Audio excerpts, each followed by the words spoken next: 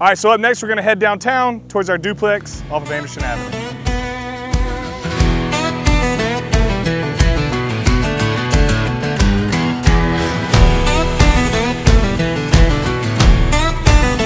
About to head up to Anderson Avenue, which is a duplex I bought pre-Dad's flipping houses, probably, I don't know, two and a half years ago.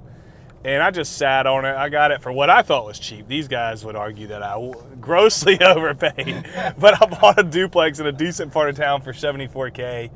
And I knew it was gonna take a decent amount of work to get it to where it needs to be, but I wasn't sure how much, and so I just wasn't ready to put money in it at the time. And so I've been sitting on it. I probably sat on it for a year and a half or so, and finally decide that, all right, it's time to fix it up. Still don't really know what my exit strategy is going to be yet, as far as I may sell it or I may BRRRR it and keep it as a rental property. So that's TBD. And I think the way we're going about fixing it up, I'll be able to do either. You know, at the end. But we've run into a lot of issues on the permitting side of things because this house is in a historical district. And so, you know, just all kind of, which Matt and Brandon can speak to it better. Matt agreed to manage this project for a fee at the beginning. And he hasn't told me about the fee going up, but it's been a lot more, a lot more intense than he was expecting when we got into it, because there's so much that's got to go on. So they've been fighting all these permitting with the county. I think we're pretty darn close to being able to move forward with it, and so we're gonna go check it out and see how far we are along. I think we're waiting on what, one more permit, Matt? No, all the permits are good.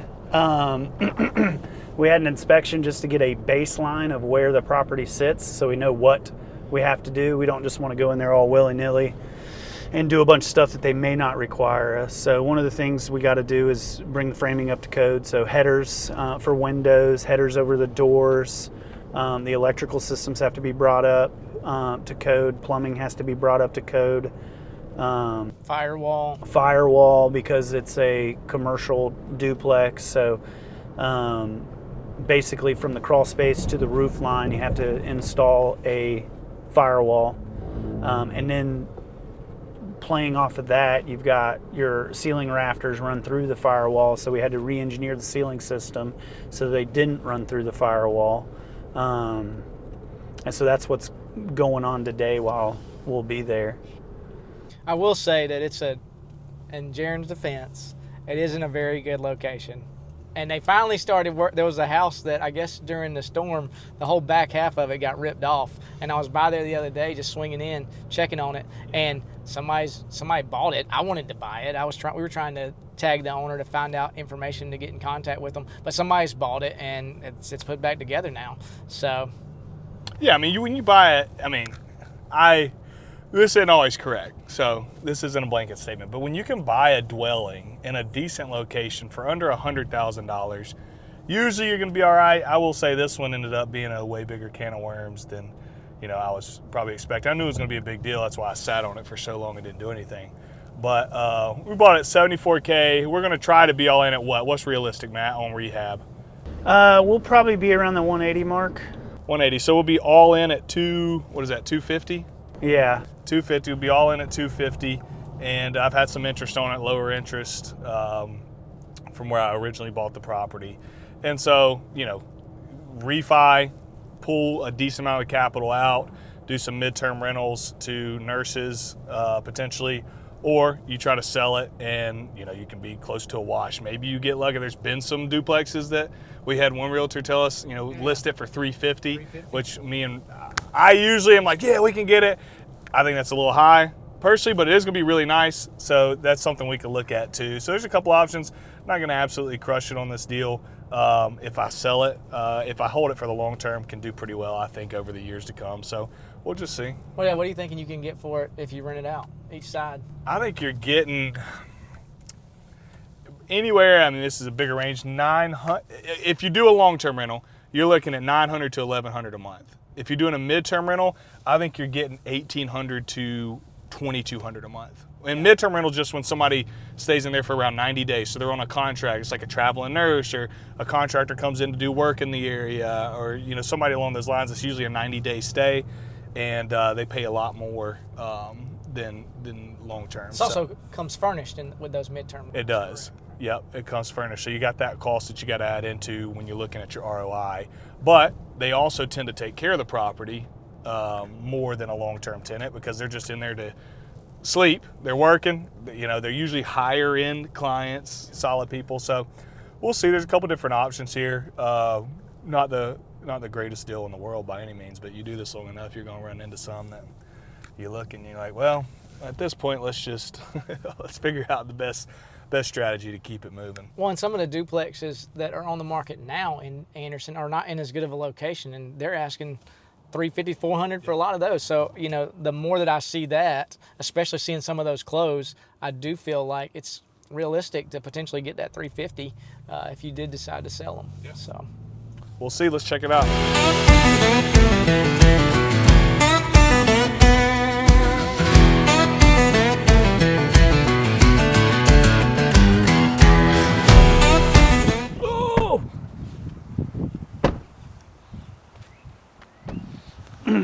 Good to see a little work getting done. All right, so this is 111 Anderson Avenue. This is my masterpiece right here. My girlfriend that I neglected.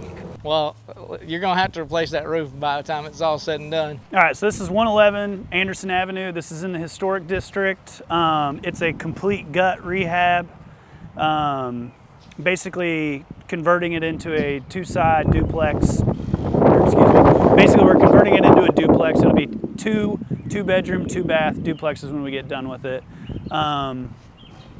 We just got permits. We had our baseline. The guys are here working, getting everything ready for the rough-in inspection. So let's go inside and take a look. When I bought it originally, it was owned by this couple that they hadn't done anything with the property for probably 30 years or so. Their parents owned it before. It had been a house, then a business, then another business. So when I bought it, it was set up as a commercial property where you had like a workstation in the middle and then different rooms where people would sit to get work done. I don't know if it's insurance business or what. And we were talking on the way over here, and I kind of was deciding when I first bought it, do I want this to be a commercial property? Do I want to sell it residential? And I think the play is residential because we were able to do a duplex, and I really think we were able to maximize space with the duplex. We brought in our draftswoman, Brittany, and she drew us up some pretty good plans to be able to get 2 beds, 1 bath on each side, which is going to maximize rents, maximize the value of the home. And so we'll see how it turns out once we get it all done and write all these checks to Matt, which literally every time Matt calls me, it's just bring me another check. She actually got you 2 baths on each side. Oh yeah, let me say I lied. It's 2 bed, 2 baths, not 1 bath. So this is what we got going on. We had to basically tear out all the plumbing, redo a lot of the framing. This is what you call a header system, and when this thing was built in like 1900, they didn't use header systems. So because we took this all the way down to the studs, you got to bring it up to code as it sits today. So new windows as well, and because this is a historic district, we have to do special windows. They want the grid system on the inside or the outside of both windows.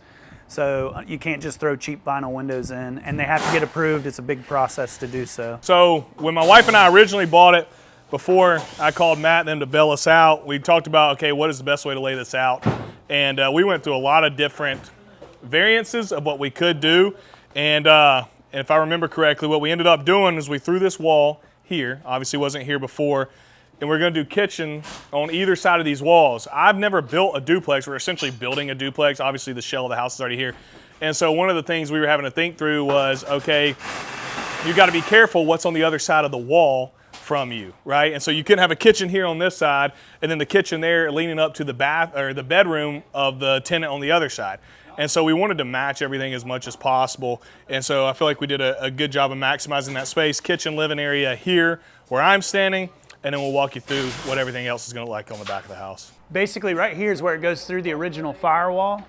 So these rafters are going to come out, and we're going to reframe it all this direction. So these rafters will run this way, and then there'll be an LVL that runs across that way for it to sit on. Thomas and I went through all that, and it's just cheaper and easier to do it this way. We got $1,300 in framing materials to redo this and redo that floor structure over there. I'll show you that in a second. Yeah, so you got your kitchen, your living room. This is your laundry room. This is your full bathroom, number 1. You got bedroom over here, bedroom number 1 over here.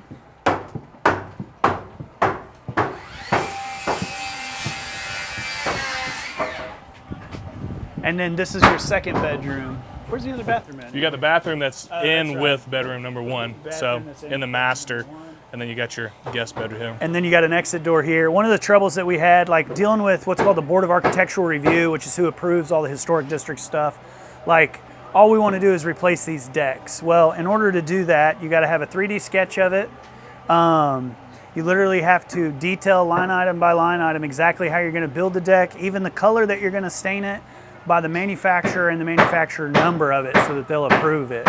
And it's just a lot of back and forth with it in order to get permitting on these.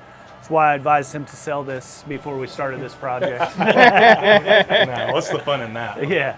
Yeah, so here in the bathtub, plumber came through yesterday, reworked everything, installed these tubs, and a lot of people wonder, like, why is there water in the bathtub? Well, we got to show that it will hold water without leaking. And so the inspector, when he comes through, wants to see that. Somewhere then over here is where you have water running through the lines, and this meter just shows that our water lines will hold pressure. All right, so this is side 2.